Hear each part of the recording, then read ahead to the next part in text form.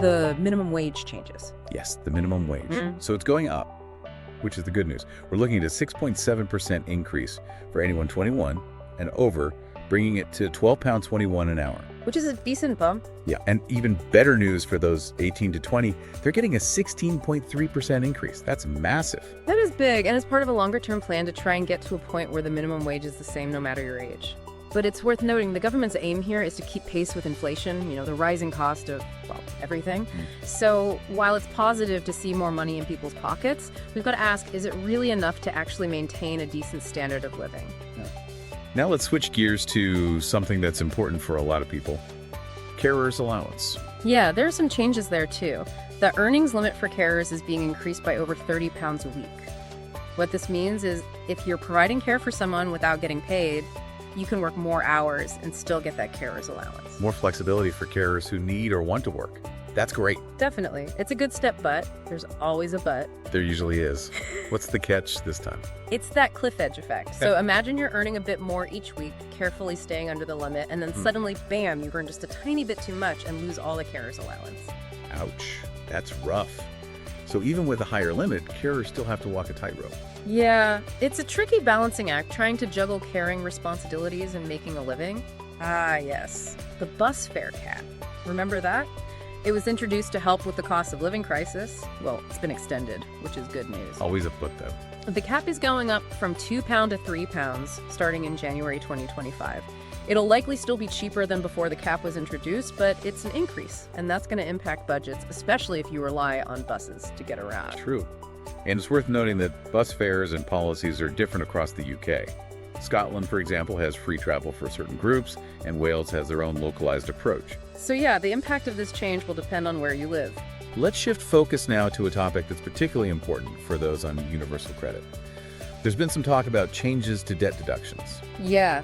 So right now, if you're on universal credit and have debts, things like rent arrears or council tax bills, up to 25% of your payment can be taken out automatically to pay those off. That's a huge chunk.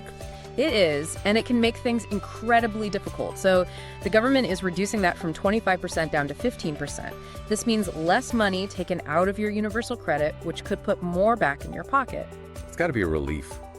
But does it mean the debt just vanishes? No, sadly not. It just means less of your universal credit is going towards those debts each month. It's meant to give people a bit more breathing room while they sort those debts out. So easing the burden rather than eliminating it. No budget deep dive would be complete without talking about housing. Absolutely. Housing is always a hot topic, and this budget is no exception. The big question is what's being done about the housing crisis. Because finding somewhere affordable to live is a huge struggle for so many people. The budget includes $500 million to be invested in affordable social homes. Sounds like a lot, right? It does. But I'm guessing there's a bit more to it. You're right to be a bit skeptical. $500 million sounds impressive, but it's only enough for about 5,000 new homes.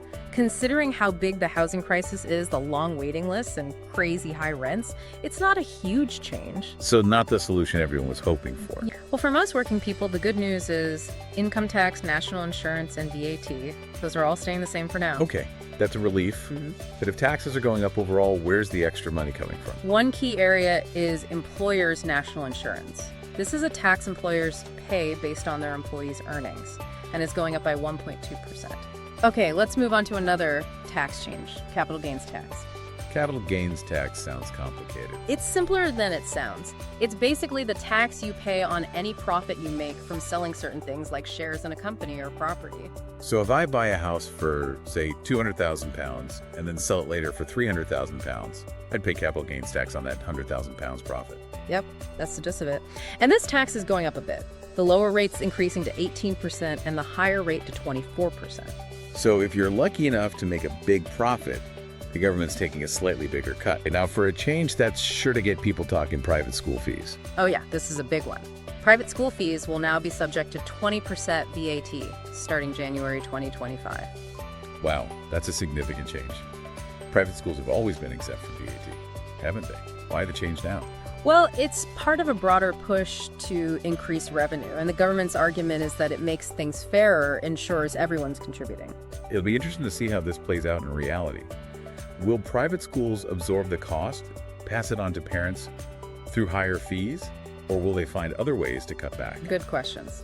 And what about the impact on enrollment? Will we see more families choosing state education because private schools become too expensive? Lots of potential consequences to think about. Absolutely. This is a change that could have ripple effects throughout the entire education system. You could say that. And it raises an important question.